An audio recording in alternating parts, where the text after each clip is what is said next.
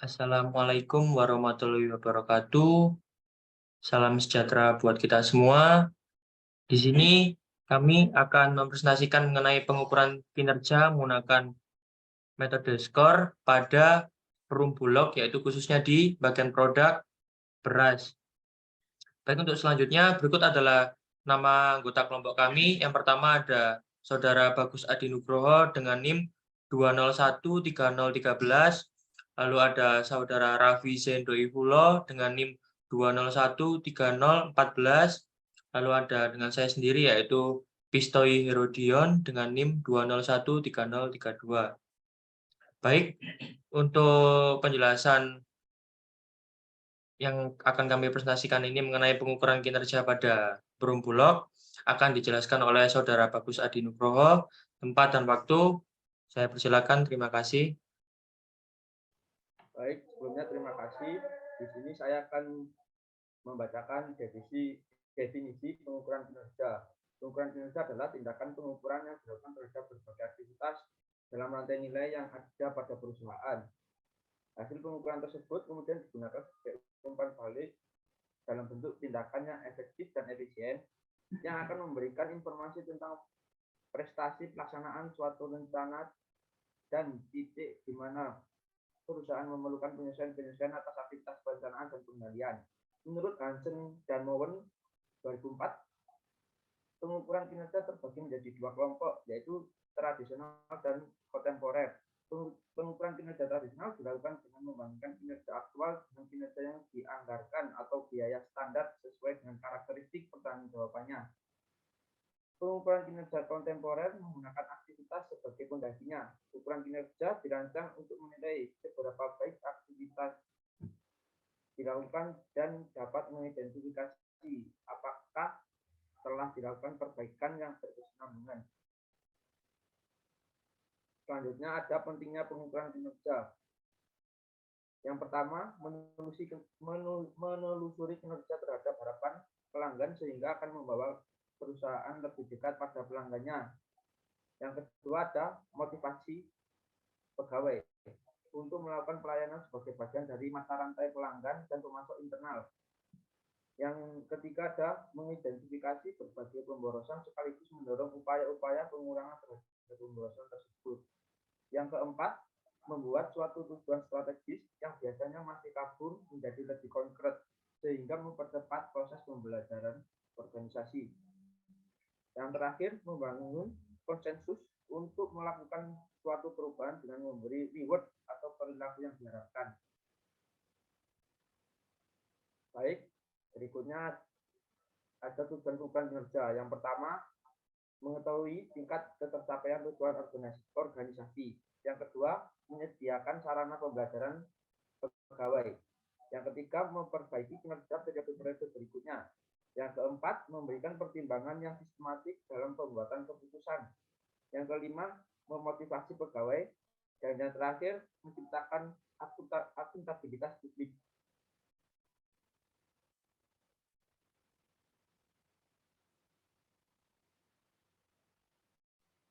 Berikut ada manfaat pengukuran kinerja.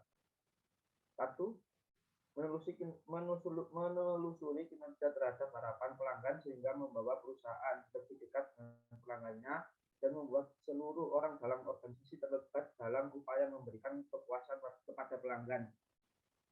Yang kedua, memotivasi pegawai untuk melakukan pelayanan sebagai bagian dari mata rantai pelanggan dan pemasok internal. Yang ketiga, mengidentifikasi berbagai pemborosan sekaligus mendorong upaya-upaya pengurangan terhadap pemborosan tersebut. Yang keempat, membuat suatu sasaran strategis yang biasanya masih kabur menjadi lebih konkret sehingga mempercepat proses pembelajaran organisasi. Yang kelima, membangun konsensus untuk melakukan suatu perubahan dengan memberi reward atas perilaku yang diharapkan tersebut. Yang keenam, cara dan indikator pengukuran. Berikut pengertian skor. Model Supply Chain Operation Reference adalah suatu model yang dikembangkan oleh Supply Chain Council atau SCC. Model skor digunakan untuk mengukur dan meningkatkan kinerja total rantai pasok perusahaan.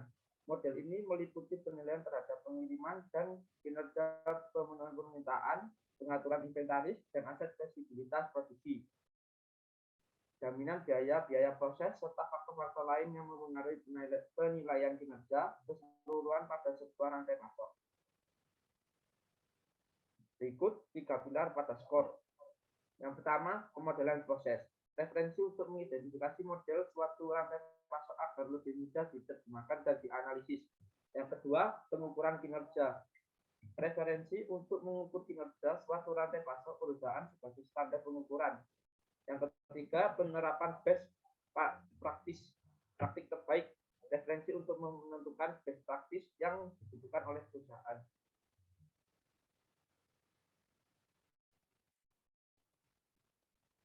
5 manajemen utama. Yang pertama, plan, yaitu proses yang menyeimbangkan permintaan dan pasokan untuk menentukan tindakan terbaik dalam memenuhi kebutuhan pengadaan, produksi, dan pengiriman. Yang kedua adalah source, yaitu proses pengadaan barang maupun jasa untuk memenuhi permintaan. Yang ketiga adalah make, yaitu proses untuk mentransformasi bahan baku menjadi produk yang diinginkan konsumen. Yang keempat adalah deliver, merupakan proses untuk memenuhi permintaan terhadap barang maupun jasa, meliputi transportasi dan distribusi. Yang kelima adalah return, yaitu proses pengembalian atau menerima pengembalian produk karena berbagai sebab kegiatan yang terlibat antara lain identifikasi kondisi produk, meminta otoritas pengembalian produk yang cacat, penjadwalan pengembalian, dan melakukan pengembalian. Berikut akan dijelaskan oleh rekan saya, yaitu Raffi Zain. Baik, terima kasih. Akan saya lanjutkan. Selanjutnya yaitu pembahasan pada beras perum bulog. Yang pertama yaitu verifikasi Key Performance Indicator atau KPI. Verifikasi ini dilakukan untuk mengetahui apakah indikator-indikator kinerja SDM yang dirancang tersebut telah benar dan sesuai dengan kebutuhan perusahaan, yaitu dengan mengecek indikator mana yang belum dicantumkan atau tidak perlu dicantumkan, karena adanya kemungkinan terjadi kesamaan dengan indikator lain. Matriks KPI yang telah divalidasi oleh Perum Bulog, DIFRE Kalimantan Barat melalui diskusi dan kuesioner sebanyak 15 KPI, di mana sebelumnya tersusun sebanyak 23 KPI dalam melakukan pengukuran kinerja supply chain Perum Bulog, DIFRE Kalimantan Barat. Dari hasil validasi tersebut terdapat 15 KPI, diantaranya adalah 2 KPI Process Plan, 7 KPI Process Source, 5 KPI Process Deliver, dan 1 KPI Process Return. Selanjutnya yaitu perhitungan nilai aktual kinerja supply chain. Perhitungan nilai aktual kinerja supply chain menggunakan model supply chain operation reference atau SCORE. Rekapitulasi hasil perhitungan nilai aktual supply chain operation reference pada proses plan, source, deliver, dan return akan disajikan pada tabel berikut. Selanjutnya yaitu normalisasi nilai aktual kinerja supply chain. Setiap matriks memiliki nilai aktual dengan satuan ukuran yang berbeda-beda. Oleh karena itu, perlu dilakukan normalisasi untuk menyetarakan skala tersebut. Normalisasi ini menggunakan normalisasi Storm-de-Boer. Hasil perhitungan normalisasi untuk setiap perhitungan normalisasi untuk setiap proses dan dimensi skor dengan menjumlahkan nilai skor KPI level 3 akan disajikan pada tabel di samping.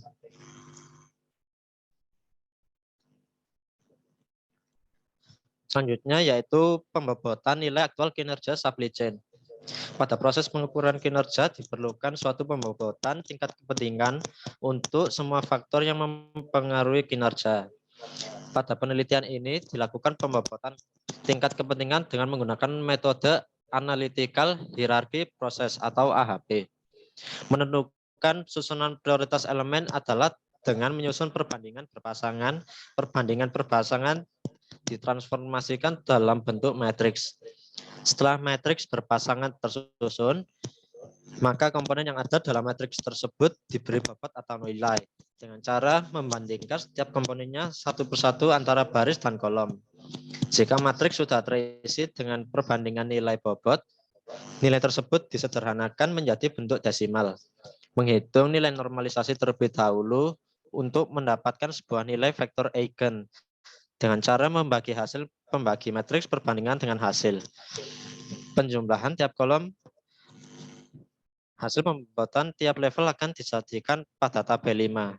Pada next slide.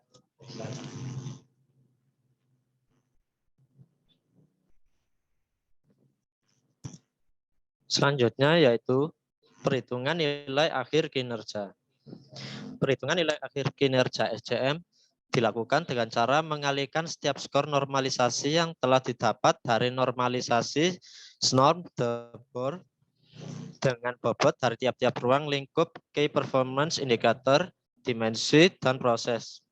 Berikut adalah perhitungan nilai akhir kinerja dari KPI dengan mengalihkan skor hasil normalisasi coding. Jumlah komputer dan aplikasi dengan hasil pembobotan akan disajikan pada tabel 6.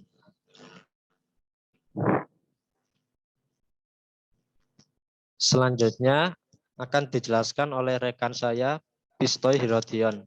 Terima kasih. Baik, terima kasih atas waktunya Saudara Raffi.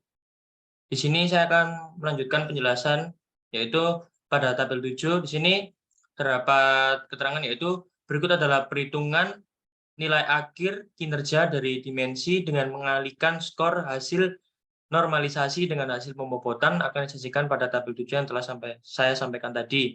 Berikut ini adalah tabel 7 perhitungan nilai akhir kinerja dimensi level 2. Next. Lalu selanjutnya, berikut ini adalah perhitungan nilai akhir dari nilai kinerja, yaitu proses dengan mengalihkan skor hasil normalisasi dengan hasil pembobotan akan disajikan pada tabel 8.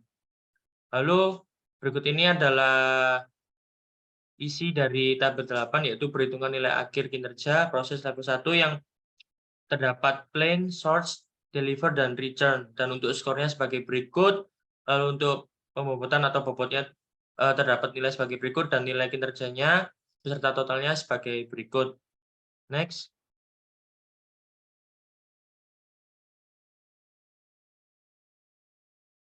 Baik, untuk selanjutnya pembahasan mengenai konsistensi rasio atau CR.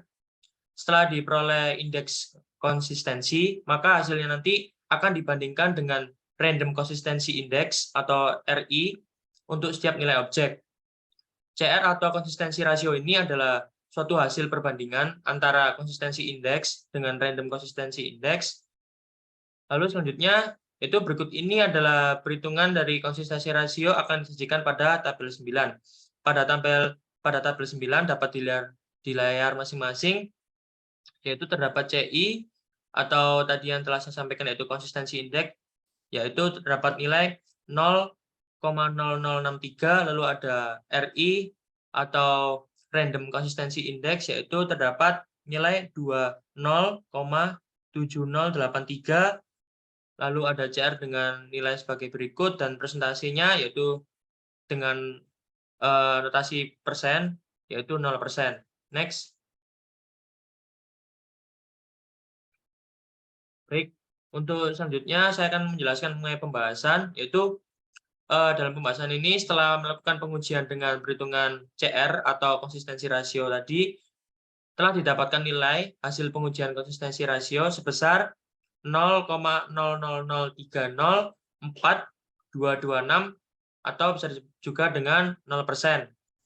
Nilai tersebut yaitu mengindikasikan suatu tingkat konsisten pengambil dalam melakukan perbandingan berpasangan, yang pada akhirnya mengindikasikan suatu kualitas keputusan.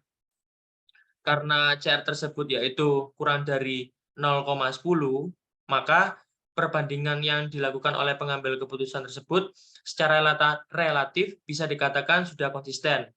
Untuk dapat melakukan perbaikan dan upaya peningkatan kinerja supply chain pada masa yang akan datang, maka perlu diadakan suatu analisis kinerja supply chain, yaitu dari setiap proses. Berikut ini adalah prosesnya. Yang pertama adalah ada nilai kinerja supply chain Perum Bulog divisi regional Kalimantan Barat itu sebesar sebagai berikut nilainya. Dari 15 key performance indicator atau KPI yang telah divalidasi 6 dimensi dan 4 proses.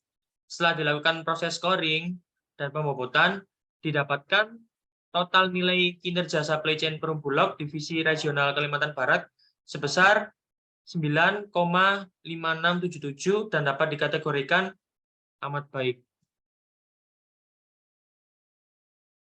Lalu untuk poin yang kedua yaitu nilai kinerja plan sebesar 0,0594. Peningkatan kinerja dapat dilakukan pada aspek reliability dalam kinerja plan sangat berpengaruh pada perkembangan perusahaan, yaitu menerapkan suatu manajemen persediaan dan meningkatkan suatu pertemuan antar departemen atau bidang dalam perusahaan agar terjalinnya suatu koordinasi yang baik. Untuk selanjutnya, poin yang ketiga, nilai kinerja source sebesar 7,1542, yaitu peningkatan kinerja dapat dilakukan dengan cara menyeleksi pemasok, peningkatan pertemuan bersama klien. Dengan demikian, dapat dibangun sebuah partnership jangka panjang dengan pemasok handal sehingga perusahaan lebih kompetitif dibanding pesaingnya. Lalu poin yang terakhir yaitu yang keempat, yaitu nilai kinerja deliver sebesar 2,3080. Itu selanjutnya dari poin 4 ini, upaya peningkatan kinerja rantai pasok dapat dilakukan dengan menerapkan manajemen persediaan yang lebih baik, sehingga dapat diminimasi stock out barang jadi di gudang dan meningkatkan fill rate, sehingga service dari level perusahaan ini lebih meningkat. Next. Selanjutnya, pembahasan mengenai poin yang kelima. Dari poin yang kelima ini, yaitu terdapat isi nilai kinerja return sebesar 0,0462. Upaya peningkatan kinerja rantai pasok perusahaan yaitu meningkatkan kinerja perusahaan dalam kategori customer complaint akibat kurang responsif distributor baik dari project client repair time maupun product replacement time. Responsif dapat ditingkatkan dengan penggunaan teknologi informasi yang dapat direspon secara real time. Untuk selanjutnya, penggunaan teknologi informasi tersebut dapat dilakukan dengan menyediakan customer service yang dapat melayani keluhan, kritik, dan pengembalian produk cacat melalui situs resmi dari Perum Bulog sendiri, yaitu seperti website dan juga tercatat di dalam sebuah aplikasi. Untuk selanjutnya yaitu poin yang keenam, prioritas perbaikan dilakukan dari proses plan karena memiliki suatu kinerja yang paling rendah, dan perbaikan ini difokuskan pada peramalan permintaan dan manajemen persediaan. Next, selanjutnya dari penyampaian yang telah kami sampaikan tadi terdapat kesimpulan yaitu berdasarkan hasil penelitian dan pembahasan pada pengukuran kinerja supply chain pada Perum Bulog yaitu khususnya di bagian beras ini di regional Kalimantan Barat menggunakan supply chain operation reference yaitu atau skor, maka diperoleh kesimpulan sebagai berikut. Yang pertama kesimpulannya yaitu dari hasil identifikasi terdapat 15 KPI atau Key Performance Indicator. Di antaranya adalah 2 KPI Process Plan, 7 KPI Process Source, dan 5 KPI Process Deliver, dan 1 KPI Process Return. Yang kedua, menurut hasil perhitungan nilai aktual kinerja supply chain pada Perum Bulog di Kalimantan Barat ini, yaitu nilai total kinerja rantai pasok Perum Bulog divisi regional Kalimantan Barat adalah sebesar 9,5677 dapat dikategorikan sebagai amat baik. Lalu kesimpulan yang ketiga yaitu peningkatan kinerja dapat dilakukan pada aspek reliability dalam kinerja plan sangat berpengaruh pada perkembangan perusahaan, yaitu menerapkan manajemen persediaan dan meningkatkan pertemuan antar departemen atau bidang dalam perusahaan agar terjalinnya suatu koordinasi yang baik. Next. Selanjutnya, pembahasan mengenai kesimpulan tadi. Yang keempat yaitu peningkatan kinerja dapat dilakukan dengan cara menyeleksi pemasok, peningkatan pertemuan bersama klien. Dengan demikian dapat dibangun suatu partnership jangka panjang dengan pemasok andal sehingga perusahaan lebih kompetitif dibanding pesaingnya. Lalu yang kelima, upaya peningkatan kinerja rantai pasok dapat dilakukan dengan menerapkan manajemen persediaan yang lebih baik sehingga dapat diminimasi stock out barang jadi di gudang dan meningkatkan suatu fill rate sehingga service level perusahaan ini lebih meningkat. Dan yang keenam yaitu peningkatan kinerja rantai pasok, yaitu meningkatkan kinerja perusahaan dalam kategori customer complaint akibat kurang responsif distributor baik dari project client repair time maupun product replacement time. Responsif dapat ditingkatkan dengan penggunaan teknologi informasi yang dapat direspons secara real time. Penggunaan teknologi informasi tersebut dapat dilakukan dengan menyediakan customer service yang melayani keluhan, kritik, dan pengembalian produk cacat melalui sebuah situs resmi dari Perumbulok ini seperti website dan juga tercatat di dalam sebuah aplikasi.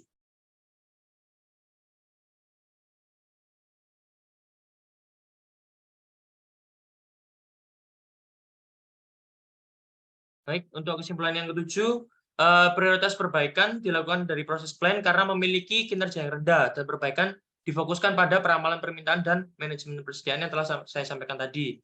Untuk yang terakhir yaitu pengujian dengan perhitungan konsistensi rasio atau CR didapatkan nilai hasil pengujian konsistensi rasio ini sebesar 0,000304226 atau 0%. Nilai tersebut mengindikasikan bahwa tingkat konsisten dari pengambil dalam melakukan perbandingan berpasangan yang pada akhirnya mengindikasikan kualitas keputusan atau pilihan.